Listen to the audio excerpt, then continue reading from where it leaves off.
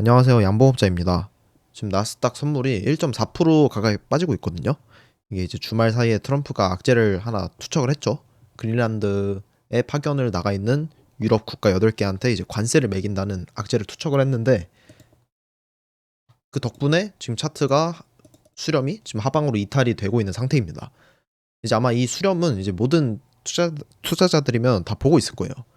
그래서 지금 매수 심리가 상당히 안 좋은 상황이죠. 그래서 지금 이제 저 양봉업자는 어떤 관점을 갖고 있냐? 저는 사실 지금 미리 체크를 박스를 해놨는데, 이 두 구간, 이 두 자리 중에 한 군데에서 매수세가 강하게 들어오면서 이렇게 역해쇼 패턴을 만들든, 아니면 좀 예상보다 좀 급한 하락이, 가격한 하락이 나와서 이 자리에서 역해쇼 패턴을 크게 만들든, 이렇게 되면 왼쪽 어깨는 이렇게 봐야겠죠. 이렇게 둘 중에 하나의 패턴이 나오지 않을까, 이렇게 보고 있습니다. 그래서 저는 뭔가, 사실 차트만 보면 이게 이제 수렴이 하방 이탈이 돼서 반등해도 계속 뒤지는 차트, 이렇게 될 것처럼 보이거든요, 차트만 보면. 근데 저는 뭔가 한 단계 꼬우는 패턴, 결국에는 결국에는 이제 박스권을 만들고 다시 위로 올라가는 패턴이 나오지 않을까, 이렇게 보고 있습니다. 그래서 근거들을 일단 하나하나 차근차근 말씀을 드려볼게요. 일단은 지금 차트를 해석을 해보면 이렇게 삼각형 패턴을 이탈을 한 거를 볼 수가 있습니다. 이렇게 누가 봐도 삼각형 이탈했죠. 근데 이 삼각형은 사실 차트 조금만 공부해본 사람이라면 다 볼 수 있어요. 그래서 일단은 모두가 보고 있는 패턴인 거를 인지를 하셔야 됩니다. 그럼 모두가 알고 있다는 거는 반대로 갈 가능성도 항상 염두를 해야 되고요. 우선은 삼각형 목표치, 하락 목표치는 이렇게 체크를 할 수가 있어요. 0.25, 0.5, 그리고 1. 그러면 지금 이 패턴의 최대 하락 목표치는 23,150포인트라는 걸 볼 수가 있습니다. 그러면 23,150포인트의 매물대들을 체크를 해보면 상당히 신뢰도 높은 지지선인 걸 볼 수가 있죠. 그럼 이 자리에 오면 적극적으로 매수를 봐도 된다고 생각을 합니다. 근데 저는 사실 이 자리까지는 지금 당장은 안 보고 있고요. 일단은 안 보고 있기 때문에 1은 지우고 0.25랑 5만 체크를 하도록 하겠습니다. 그리고 저는 이 삼각형도 보여요. 이제 1시간이나 4시간 봉 차트로 보면 이 삼각형 패턴도 보일 거거든요. 이렇게 삼각형 패턴을 그릴 수가 있고, 얘도 하락 목표치를 찍을 수가 있겠죠. 이렇게 보시면 좀 정확하게 자석으로 그려볼게요. 추세선. 그 돌파 지점을 여기다 찍고 다 지워볼게요. 그러면 0.25 자리는 이제 뚫리고 있죠. 25,260 뚫렸고, 0.5 자리가 24,980, 그리고 1 자리가 24,400, 이렇게 체크를 할 수가 있어요. 그러면 딱 중첩 자리가 보이시죠? 다 보이시죠? 보면 24,900, 24,900이 중첩 라인 자리, 그 다음이 24,300에서 24,400, 이 자리가 이제 중첩 자리인 걸 볼 수가 있고요. 여기서도 매물대 검증을 해보면 다 이렇게 완벽한 매수 자리인 걸 볼 수가 있습니다. 그래서 저는 나스닥이 이 둘 중 하나에서 일단 멈출 것 같고요. 그리고 이 둘 중에 자리에서 멈춘다는 뜻은 결국에는 이 하락 삼각형 패턴이 구라라는 뜻이에요. 이게 왜냐면, 다시 제가 피보나치를 찍어볼게요. 보시면 0.5, 이게 만약에 24,900에서 반등이 나온다, 그럼 얘는 진짜 빠르게 전고점 돌파할 거거든요. 왜냐하면 삼각형 패턴의 0.25 자리, 그러니까 하방 이탈한 0.25 자리에서 반등이 나온다는 거는 이 하락 삼각형 패턴의 확정이 구라란 뜻이고, 그럼 빠르게 올라갈 겁니다. 왜냐면 하락 패턴이 구라였기 때문에 상승으로 빠르게 가는 거고요. 만약에 0.5 자리까지 하락이 나온다, 그러면 패턴은 좀 늘어질 거예요. 좀 고통스러울 수도 있어요. 이제 1, 2월은 우하향은 하는 시장이기 때문에. 하지만 결국에는 0.5에서 지지가 나와서 매수세가 들어오면 이제 역해쇼 관점이 생기면서 매수 심리가 다시 세게 들어올 수가 있다라고 보고 있습니다. 그래서 제가 저번 주에 일단 이 나스닥이 지수 자체가 이렇게 수렴으로 들어갔다는 거는, 제가 이때 영상을 찍었죠. 수렴에 들어갔다는 거는 사실 반반짜리예요. 위로 터질 수도 있고 아래로 터질 수도 있고. 근데 제가 스레드에 올렸던 관점은 결국에는 하방으로 터져가지고 이 스탑로스들을 다 딴 다음에 역해줄 관점을 만들고 올라갈 것 같다, 쉽게 곱게는 안 올릴 것 같다라고 말씀을 드렸어요. 그럼 이때 지수가 하락을 갈 때 방어를 해줄 수 있는 섹터, 그게 뭐죠? 바로 히토류입니다. MP 같은 히토류 섹터들, MP, 크리티컬 메탈스, 뭐 에너지 퓨어스, 이런 애들이 히토류가 이제 지수를 방어를 해주는 차트들이죠. 종목들이죠. 이게 보시면 이제 트럼프가 25년 2월에 관세빔을 내리면서 지수를 폭락을 시켰잖아요. 그때도 버텼던 게 이 히토류 섹터입니다. 보시면 이때 지수가 폭락을 하는 와중에도 MP는 올랐고요. 올라서 결국에 이 채널 상단을 건드렸거든요. 그래서 이번에도 저는 지수가 만약에 뭐 25년 2월 때처럼 제 예상이 틀려서 만약 폭락장에 왔어요. 그래도 MP는 이 상단선을 찍어주러 갈 것 같다는 게 저의 관점이었습니다. 그래서 상대적으로 안전한 히토리로 섹터를 다 옮겼고 결국에는 주말 사이에 트럼프가 이제 그린란드를 먹겠다는 야욕, 그린란드를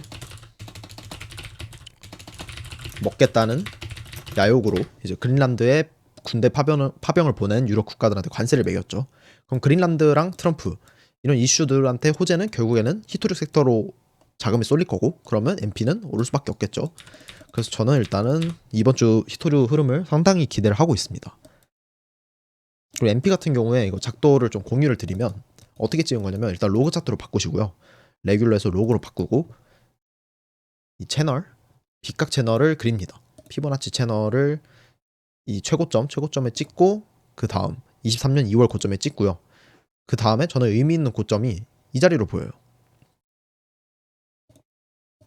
이 자리도 의미가 있고 이 자리도 의미가 있어요. 그러면 저는 이 자리가 더 의미가 있어 보이죠. 보시면 24년 12월에 찍었더니 이 저점 맞추고 여기 고점들도 다 맞추죠. 싹 다 맞춰요. 경향성이 엄청 낮죠. 보시면 일봉으로 확대를 해보면 지금 장악을 해주고 있는 상황입니다. 음양으로 이제 지금 위에 장악을 해준 상태고 이제 그린란드 이슈까지 서줬으니까 이번 주에 흐름이 좋으면 이제 80불까지 갈 수도 있겠죠. 그래서 저는 일단은 히토리가 어디까지 갈지는 저도 몰라요. 저는 그냥 이제 시장에 대응을 하는 사람이기 때문에 목표가를 막 예측을 하진 않지만 일단 이 채널 상단에 근처에 왔을 때 그리고 채널 상단에 왔을 때는 이 매물대랑도 겹치겠죠. 이 계속 부딪히던 저항대 여기에 겹칠 때는 비중을 좀 줄여줄 생각입니다. 왜냐하면 저는 MP 2배를 들고 있기 때문에 비중을 줄여줄 생각이고요. 그럼 MP가 이제 한 80불 근처에 왔을 때는 크리티컬 메탈스도 제가 비중을 들고 있거든요. 그때도 크리티컬 메탈스 비중을 줄여줄 생각입니다. 얘 같은 경우에는 다음 목표가 자리가 한 23불 되고요. 23불도 뚫는다면 그 다음 자리는 한 33불 정도가 나옵니다.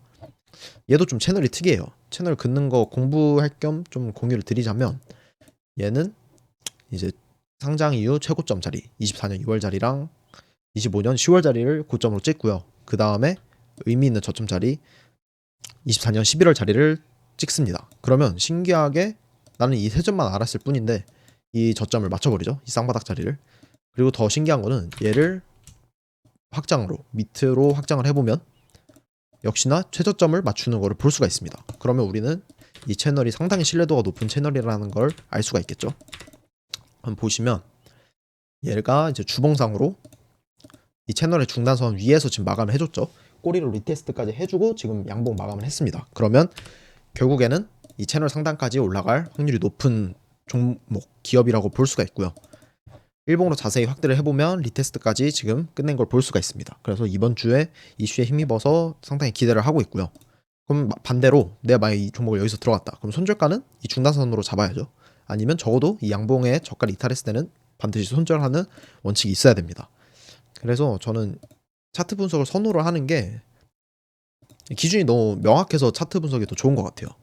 사실 주말 사이에 트럼프가 뭐 관세를 칠 줄도 몰랐고 그냥 이 양봉 장악하는 거 보고 그냥 종가 베팅 들어가고 뭐 이탈하면 손절하고 올라가면 여기 상단에서 팔고 뭐 이런 매매를 저는 선호를 합니다. 그래서 이슈는 참고 정도만 하고요. 항상 매매의 대원칙은 차트로 잡는다는 점 알고 계셨으면 좋을 것 같습니다. 그래서 나스닥 지금 차트를 한번 다시 보면 얘는 빠질 자리가 이제 단기적으로는 얼마 없어요. 많이 빠져봤자 뭐 이번 주에 많이 빠져봤자 뭐 한 1~2%? 1~2%더 빠지면 이제 반등이 나올 자리에 들어가고요. 여기서 숏 치는 거는 살짝 무섭다. 숏을 칠 거면 이제 이 자리에서 반등이 나오고 패턴이 좀 어지러워질 때 좀 바로 못 올리고 횡보를 한다. 이때 숏을 치는 거고요. 지금 자리는 살짝 숏을 치기에는 무섭다. 왜냐면 빨리 지금 1%만 더 빠지면 지지자리여서 좀 무섭고 차라리 숏을 칠 거면 저는 히토류주의 비중을 더 채울 것 같습니다. 그리고 시장이 단기적으로 1월 말까지 급격하게 빠진다고 치면 앞으로 빠질 자리는 한 3에서 4% 정도밖에 안 남았다고 보고요. 그리고 사실 그 뒤에 폭락, 막 23,000까지 빠지는 이런 폭락을 걱정을 지금 하는 게 아니라 이렇게 빠지고 반등했다 이렇게 빠지고 계속 이렇게 뭔가 하락 힘이 계속 뭔가 누적이 되는 것 같다. 이럴 때 이제 23,000포인트 이 자리를 열어보는 거거든요. 지금부터 막 외치는 거는 사실 좀 어리석은 행동이라고 생각을 합니다. 그리고 이제 나스닥은 주봉 차트를 좀 잘 봐야 되는데 지금 보시면 제가 이게 옛날에 나스닥 사이클 한번 분석을 해드린 적이 있을 거예요. 이제 이거를 NDX 지수 차트로 한번 볼게요. NDX 차트를 보면 이제 나스닥은 닷컴 버블의 고점을 2016년, 2017년에 고점을 뚫으면서 이제 새로운 세상을 맞이를 했고요. 그래서 차트 분석을 할 거면 프랙탈을 비교할 거면 저는 2016년, 2017년 이후의 패턴들을 비교를 하는 게 맞다고 말씀을 드렸습니다. 한번 보시면 이렇게 전박 이제 흰색 선 추세 지표를 뚫고 나서 얘는 670일 동안 60%가 올랐고요. 그 다음에 19년에는 23%를 이제 130일 동안 올렸고 이제 코로나 폭락이 터졌죠. 그리고 다시 추세 지표를 뚫으면서 600일 동안 100%가 올랐습니다. 그리고 이제 금리 인상 사이클이 끝나고 23년 5월에 뚫기 시작을 하면서 이제 600일 동안 65%가 올랐고요. 630일 정도. 그 다음에 이제 다시 추세 지표를 뚫고 한 25년 6월에 전고점을 또 돌파를 했죠. 지금 고작 200일 동안 14% 오른 상태입니다. 200일 동안 14% 올랐어요. 그러면 진짜 이게 우리가 코로나급 이런 악재가 터지는 게 아니면 이 수렴이 단기적으로 하방 이탈이 되더라도 23,000포인트 이렇게 깨가지고 나락을 간다고 분석을 하는 게 아니라 여기서 수렴 하방 이탈을 해서 하락 물량을 다 받아내고 다시 위로 올라가는 패턴을 보는 게 저는 맞다고 생각을 합니다. 그래서 사실 이제 지금 차트만 보면 지금 모두가 이제 다 숏을 외칠 거예요. 안 봐도 뻔해요. 이제 하락 추세 이탈했으니까 당연히 숏각을 보겠죠. 차트 중들은. 저도 차트 중이긴 하지만 근데 여러분 생각처럼 그렇게 호락호락하게 움직이지 않는다. 차트는 이탈을 하면 보통 0.25, 0.5 이런 데서 하락을 마무리를 하고 알아서 이렇게 뚫고 가 있을 거라는 게 제 메인 관점입니다. 그래서 너무 하락에 안 쫄아도 되고요. 히토류주에 물려있으면 얼마나 편해요. 히토류에 있으면 히토류는 지수가 올라도 오르고 지수에 힘입어서 오르죠. 그 지수가 빠져. 지수가 빠지면 보합 아니면 올라요. 보합 혹은 상승. 왜냐면 지금 시장을 흔드는 이슈가 트럼프의 관세, 뭐 중간 선거 불확실성, 뭐 연준 의장 불확실성, 그리고 중국과의 패권 다툼 이런 게 시장의 불확실성이잖아요. 근데 사실 연준을 건드는 뭐 달러의 패권을 뭔가 위협하는 요소만 아니면 사실은 모두 다 히토류한테 긍정적인 악재들이거든요. 그러니까 시장의 악재가 히토류한테 호재예요. 그래서 히토류에 있는 게 마음이 편하다라는 게 결론입니다. 그래서 결론은 나스닥 너무 안 쫄아도 되고 히토류 계속 좋게 보자라는 게 영상의 핵심입니다. 영상 끝까지 봐주셔서 감사합니다.